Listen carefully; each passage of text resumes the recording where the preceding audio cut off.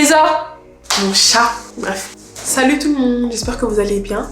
Alors aujourd'hui on se retrouve pour une vidéo qui va s'appeler mon expérience scolaire catastrophique. Dès le collège, ça allait pas du tout. Vous voyez la fille qui est toujours là à faire rigoler les gens, qui ramène des bonbons en classe, qui est folle, qui parle mal aux profs. C'était moi. J'ai honte maintenant que Dieu me pardonne, mais j'étais insupportable depuis le collège. Non mais mon chat là... Trésor, mon chat. Bref, j'étais le genre de personne qui était vraiment très perturbatrice à l'école. J'ai redoublé ma 5e parce que je faisais n'importe quoi. Au passage en 3e, les profs ils disaient que j'avais pas assez de bonnes notes. Je comptais pas aller en général, donc je suis allée en pro. En 2016, j'ai fait un bac pro SPVL, service, proximité et vie locale. Mon métier de rêve c'était éducatrice spécialisée dans les prisons. Au bout d'un an, j'ai dit que j'aimais pas, que ça me plaisait pas, etc. Alors que c'est archi faux en fait, ça me plaisait, mais comme j'avais encore des mauvaises notes et j'étais encore perturbatrice, et ma mère elle me disait mais pourquoi tu fais n'importe quoi Diana, j'en ai marre et tout. Finalement je me suis dit bon bah je vais faire genre que j'aime pas, comme ça va justifier le fait que je travaille pas, bref. Du coup j'ai fait que 1 an de bac pro SPVL. J'ai changé de lycée, j'ai fait un bac pro gestion administration, pareil, je séchais les cours, j'allais jamais en cours. Les gens qui étaient dans ma classe, vous savez déjà, je séchais tout le temps, j'allais même pas en cours. À la fin de mon bac pro, bah pareil en fait, toujours les mêmes retours, ma mère convoquait tout le temps. Toi là, tu fais trop de bruit, moi je suis en train de faire ma vidéo YouTube là, calme-toi hein. Après il y a eu un chamboulement dans ma vie, j'ai déménagé en Normandie. Quand j'ai déménagé en Normandie avec ma mère, j'étais la seule noire quasiment de mon lycée, enfin on était 3, un truc comme ça. Va là-bas.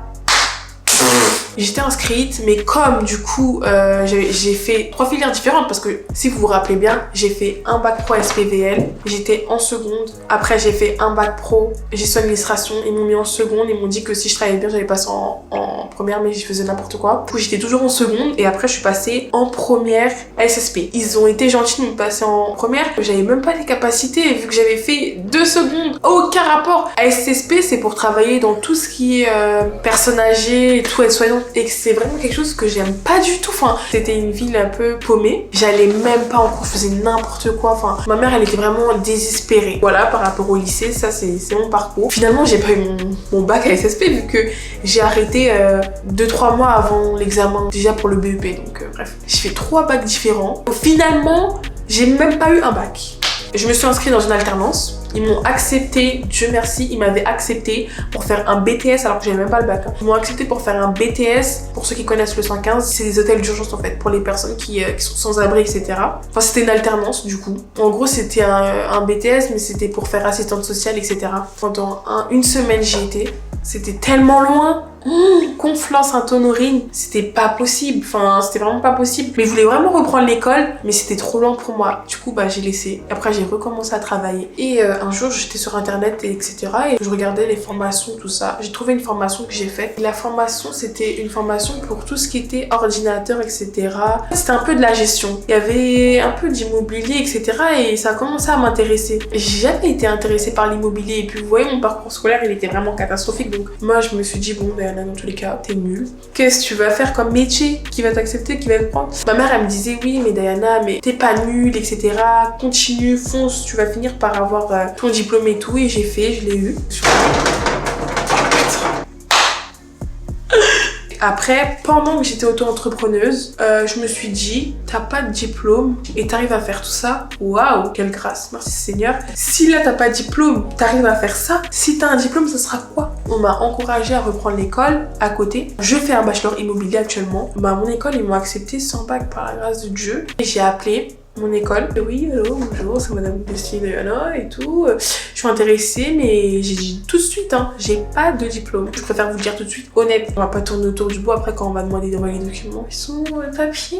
Du coup, j'ai dit non, j'ai pas de diplôme. Mais par contre, je suis très motivée. Je suis auto-entrepreneuse dans l'immobilier depuis 1 an, etc. Et j'aimerais bien que vous me laissiez ma chance. J'ai vraiment beaucoup de projets dans l'immobilier et je commence à lui dire tous mes projets et tout. Elle était en mode waouh, parce que bah, elle m'a dit certaines personnes n'ont même pas autant de motivation que vous. Pourtant, ils ont les diplômes diplôme, donc en fait ça veut vraiment rien dire. Ça fait 1 an que je suis dans cette école, et il y en a qui savent même pas que j'ai repris l'école et tout. Sur certains points, je suis un peu discrète quand même. Si ça peut aider certaines personnes, bah je peux vous envoyer, je peux vous dire l'école, etc. Parce que c'est une école en ligne, donc pour les personnes qui sont auto-entrepreneurs, etc. ou qui travaillent à côté, c'est vraiment plus facile qu'aller à l'école. Parce qu'en fait, moi je me voyais pas abandonner mon travail. En plus, j'ai un appartement, je pouvais pas me permettre de juste aller à l'école. Allier le travail et l'école en ligne, donc du coup je suis à la maison tout le temps, pour moi c'est parfait. Du coup ça me laisse le temps de m'organiser, de faire mes cours et faire mon travail. Donc je fais un bachelor immobilier, donc un bachelor, pour ceux qui savent pas, c'est 3 ans, donc c'est un bac plus 3. Par la suite j'ai des projets dans l'immobilier, un peu voilà,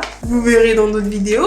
J'ai plusieurs projets dans l'immobilier, et le fait de faire mon bachelor, déjà ça va m'ouvrir vraiment beaucoup de portes, parce que dans l'immobilier, beaucoup de connaissances. Il y a beaucoup de choses que j'ai appris à l'école. Dans certains cas, dans certains métiers, dans beaucoup de métiers, moi j'ai pas voulu l'admettre avant, hein. Je vous dis, moi j'étais en mode non mais l'école ça sert à rien, là je suis bien, j'ai même pas été à l'école et tout. Si vous voulez être auto-entrepreneur plus tard, bah vous êtes obligé de faire soit retourner à l'école ou soit faire une formation. Vous aurez pas les mêmes compétences que quelqu'un d'autre qui a étudié, etc.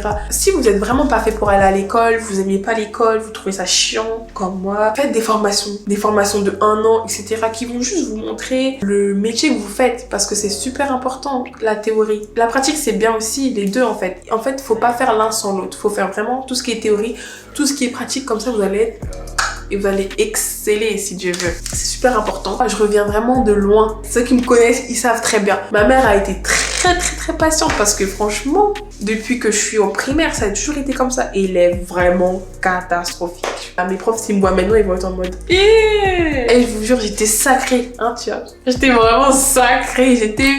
Je vous jure, j'étais folle. Si je peux vous donner un conseil, ne lâchez pas. Croyez toujours en vous. Même si on vous dit ouais mais t'es nul, t'as des mauvaises notes, même les parents ils aiment bien faire ça et tout, surtout nous chez les noirs et tout, ils aiment bien dire ouais mais lui il a telle note, toi t'as ça, t'as ci. N'en voulez pas déjà à vos parents s'ils vous mettent la pression. Ils font ça parce qu'ils nous aiment, mais je vous promets que maintenant je la comprends, parce que en fait nos parents ils veulent juste qu'on réussisse. Déjà de 1, si vous faites une filière que vous aimez pas, quittez. Ne vous dites pas ouais mais après j'aurai du retard. Retard par rapport à qui? Par rapport à quoi? Il n'y a aucun retard, même si tu reprends l'école à 35 ans, à 45 ans. En fait t'es pas en retard en fait. Tu fais en fonction de toi. Tu fais avec ton rythme. Mon courage à tous les étudiants. Je prie que Dieu vous donne la réussite, vous donne vos examens. Amen. Les études, c'est compliqué. Des fois t'as envie d'arrêter, des fois t'as envie de tout lâcher. Mais pensez à quand vous aurez votre diplôme là. Vous serez en mode... regarde-moi ça. Sachez toujours qui vous êtes et pensez toujours à vos objectifs. Il faut vraiment de la patience, parce que l'école c'est vraiment pas facile, c'est compliqué. Quand tu vois les autres qui travaillent, qui ont de l'argent, et toi t'es à l'école à côté, si tu travailles pas, c'est compliqué. On se retrouve dans une prochaine vidéo bientôt pour expliquer mon parcours professionnel. En tout cas, j'espère que cette vidéo vous aura plu. Beaucoup de vidéos qui arrivent. Vous êtes même pas prêts, il y a un tas de vidéos qui arrivent. N'hésitez pas à vous abonner à mes réseaux, je suis super active là-bas. En tout cas, bisous à vous.